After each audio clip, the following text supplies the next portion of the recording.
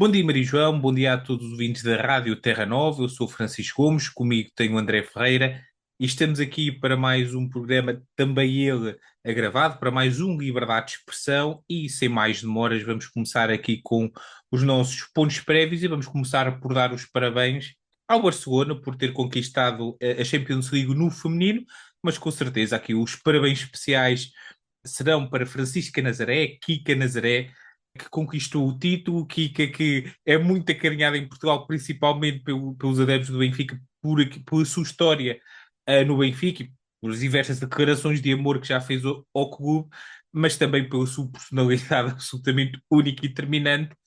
Só uma nota para quem está mais distraído, diz isso muitas vezes em Portugal, e diz muitas vezes em Portugal, quando aparece uma imagem da Kika a fazer alguma brincadeira, alguma coisa um bocadinho meio fora daquilo que seria o sentido normal daquele momento, que é a Kika, que é uma expressão também já adotada pelos nossos amigos espanhóis, que é a Kika. E por isso mesmo a Kika tinha este sonho, e ainda bem que o conseguiu concretizar. Dentro de campo, é bom saber que nós finalmente temos uma jogadora portuguesa a conquistar a Champions League jogando a final. Jéssica Silva conquistou, mas não jogou na final. A Kika jogou na final, foram os últimos minutos, mas mesmo assim deu tempo para dentro de campo assistir a dois golos da sua equipa. O Barcelona ganhou por 4-0 o Arsenal e por isso mesmo parabéns ao Barcelona, em especial para a Kika. Antes de mais, bom dia Maria João, bom dia a todos os ouvintes da Terra Nova e faço minhas as palavras do Francisco, dar os parabéns aqui que a Nazaré, que no ano passado ela não conseguiu jogar a final porque estava lesionada, este ano conseguiu jogá-la e o Barcelona conseguiu vencer a Champions League no feminino e Kika também a conquistar o seu primeiro troféu europeu no feminino por clubes, por isso os parabéns a Francisca Nazaré que daqui para a frente vai continuar a conquistar imensos troféus pelo Barcelona, que neste momento é a equipa onde ela joga e infelizmente para muito desgosto dos adeptos benfiquistas é o clube onde ela joga, mas com certeza ela estará lá feliz, está a jogar bem e já está a conquistar troféus. Ainda na maré de parabenizações, vamos dar os parabéns também ao Torriense, que surpreendeu e venceu o Sporting por 2-1 na final da Taça de Portugal no Jamor. O Torriense não ganhou apenas a Taça de Portugal, mas também se apurou para a fase da Liga Europa na próxima época. O clube que ainda está neste momento na Liga 2, e falta disputar a segunda mão do jogo que ainda tem frente ao Casa Pia de play-off de acesso à Primeira Liga, ou neste caso de subida à Primeira Liga e de promoção à Segunda Liga de uma destas duas equipas, mas vai estar então nas competições da UEFA pela primeira vez na sua história, portanto dar aqui os parabéns ao Torrense não só pela conquista da Taça de Portugal, que foi a primeira vez também que uma equipa de segundo escalão conquistou uma Taça de Portugal, mas também pela presença direta, porque é isso que acontece, quem vence a Taça de Portugal, a presença e a entrada direta para a fase, neste caso, agora é a fase de Liga da Liga Europa, e vamos ver como é que o Torrense vai na próxima época jogar. Primeiro ainda vamos ver se vão conseguir subir à primeira divisão ou não, que ainda falta esse tal jogo, essa segunda mão frente ao Casa Pia, mas o bom futebol que eles foram praticando também ao longo da época e todas as eliminatórias também na Taça de Portugal foram fazendo isso e, portanto, aqui, como se costuma dizer, tombaram o David, tombou o Golias, portanto, aqui fica os parabéns ao Torriense por este feito, por esta conquista, a sua primeira na história e também a primeira participação nas competições europeias e vamos lá ver como é que eles vão fazer para jogar nestas competições, mas até lá temos tempo, no final das contas é só então os parabéns ao Torriense por esta conquista. Sim, podemos ter, parabéns ao Torrense, primeiramente, podemos ter uma equipa na segunda divisão a disputar competições europeias. Realmente o futebol tem coisas absolutamente extraordinárias. E Portugal é atenção, caricato, desculpa interromper-te. Portugal é tudo acaritacato. É aqui que também é Portugal. Certo, é que houve equipas da primeira divisão que acabaram por ter problemas em relação a isto. O Famalicão, que estava na Conferência League, saiu das competições europeias. O Braga, que estava na pré-eliminatória da Liga Europa, caiu para a pré-eliminatória da Conferência League, ou para a Conferência League, mas eu penso que é para a pré-eliminatória da Conferência League. E o Benfica, que estava na Liga Europa, caiu para a pré-eliminatória da Liga Europa, dizendo aqui, não podia deixar dizer aqui mais uma vez, o Benfica está neste momento, neste problema, por responsabilidade própria, fez uma época desastrosa, algo que já não é que já não seria surpreendente nesta direção, mas que foi reforçado pelos sócios do Benfica em outubro passado. Também obrigado a todos os sócios que votaram na continuidade desta direção, sabendo aquilo que iria acontecer. mas é absolutamente normal que isto aconteça. Por isso, já havia alguns adeptos do Benfica, principalmente nas redes sociais, chateados com o Torrense.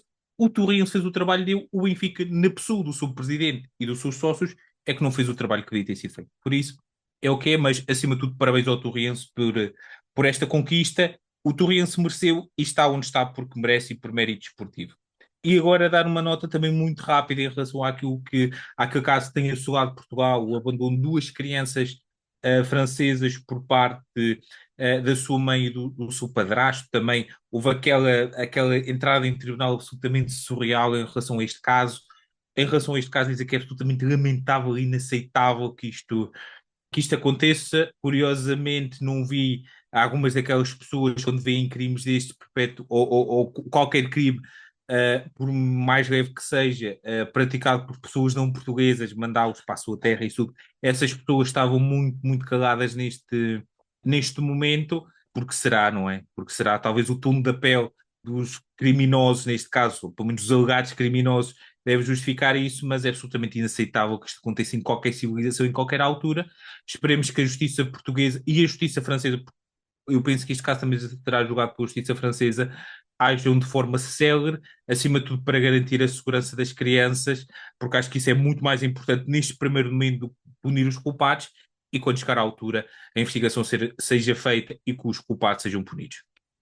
E relativamente a isto, eu penso que até mesmo o próprio pai das crianças já entrou em contacto com as autoridades portuguesas para conseguir vir a Portugal buscar as crianças. Dar aqui também um forte abraço a estes dois meninos que infelizmente foram abandonados e também ao dono do café, pastelaria, que mal viu as crianças na paragem do autocarro, só com uma mochila, prontamente foi ter com elas e ficou a tomar conta delas até as autoridades chegarem. Portanto, também um gesto muito, muito bonito. E é como o Francisco disse, é primeiro a tratar exatamente da mente destas crianças e que elas não continuem a ficar mais tempo ansiosas e que estejam com alguém que elas realmente conhecem, porque não podem estar com a mãe pelos motivos que estão expostos neste caso, mas que muito rapidamente consigam estar junto com um familiar que eles conheçam para também acalmarem as crianças e para que também não haja mais confusão dentro da cabeça delas. E depois disso, sim, punir exatamente estas duas pessoas que fizeram este tipo de acontecimento para que não voltem a perpetuar este tipo de situações e que, obviamente, não voltem a ter filhos, porque se é para os abandonarem, não os tenham.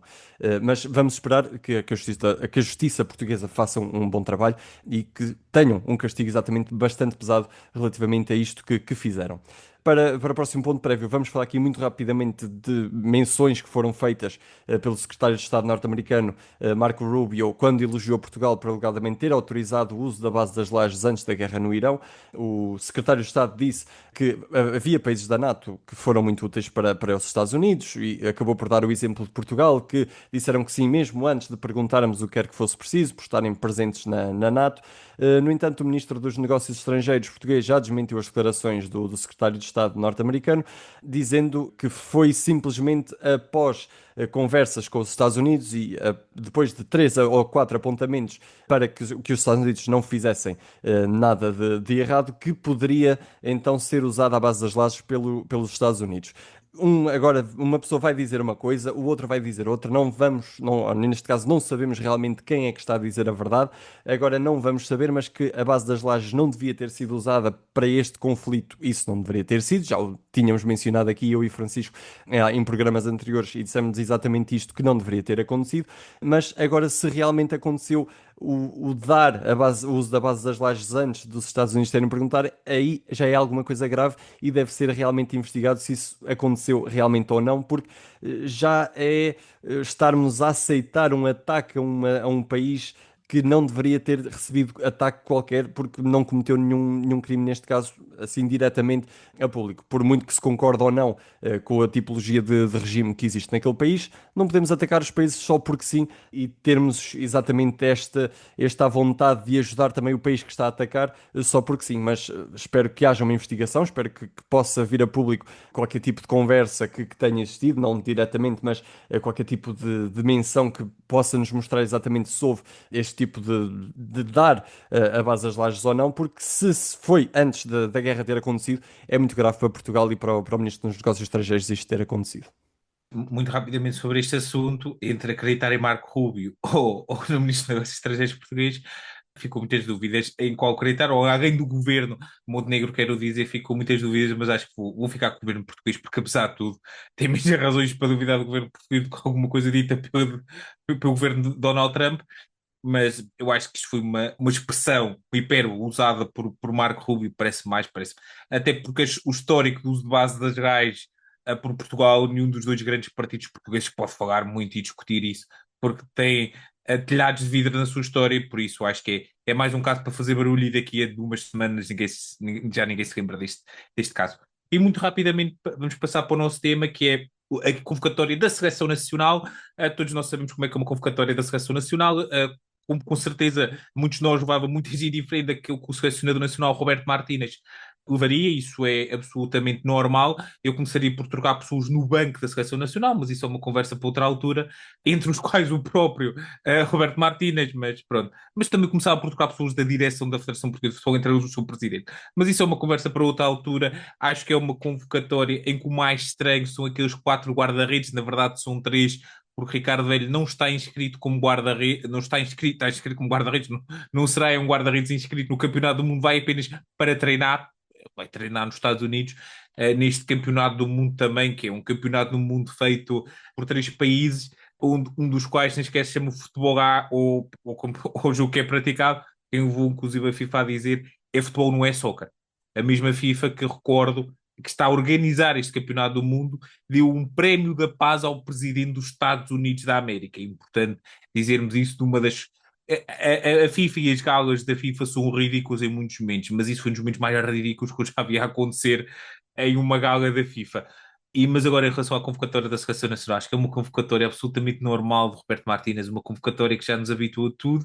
Sinceramente, não estou muito entusiasmado para este Campeonato do Mundo, não estou muito entusiasmado com esta seleção há muito tempo, como eu venho aqui a dizer. Será uma last dance do Cristiano Ronaldo e eu acho que o único ponto de interesse para mim será isso.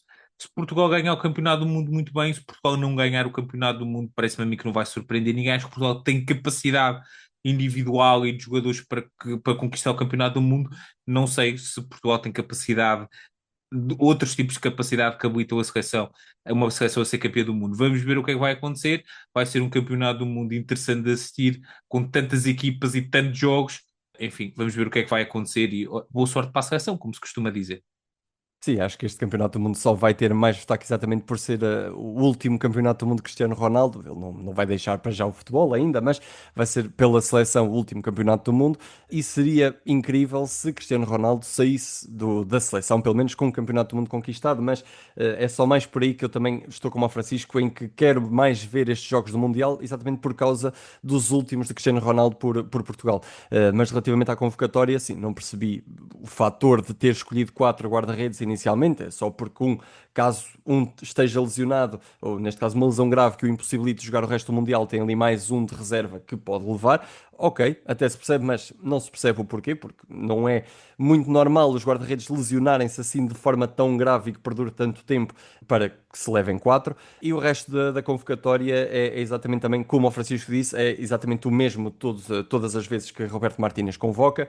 É sempre os mesmos jogadores, são sempre as mesmas táticas, sempre os mesmos erros dentro de campo, em que jogo após jogo Roberto Martínez vem às conferências de imprensa dizer temos de melhorar isto e isto. No jogo a seguir não melhoram exatamente aquilo que Roberto Martínez mencionou.